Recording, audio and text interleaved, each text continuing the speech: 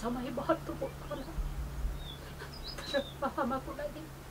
आफ्नो सन्तानमा महत्त्वपूर्ण कुरा खेल्नु हुँदैन सबैभन्दा ठुलो खुसी भनेको आफ्नो सन्तान हो बानै छैनन् बात त्यही छ नि उसको त्यही छ बिनाजु सँगै हो त्यसै आमासँग भने भइ भने किन बाउसँग भन्नु पर्यो अनि बाबासँग माफी माग्दैन भनेको बाउ र बिनाजु सँगै हुन्छ। समग्रमा भने नि अरूलाई एक्सन हसामा राम्रोसँग बस्नु है म जाने बित्तिकै फोन गर्छु लिनु त दिदी हजुर भित्रबाट आइसक्यो फेल दिदी फेल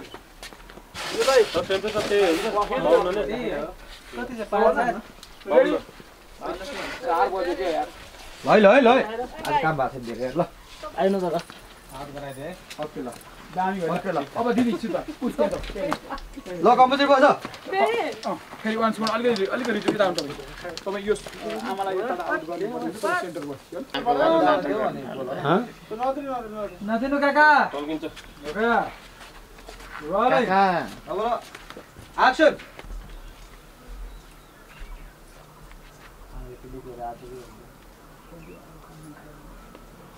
हेलो कस्तो छ अनि बाबालाई ओके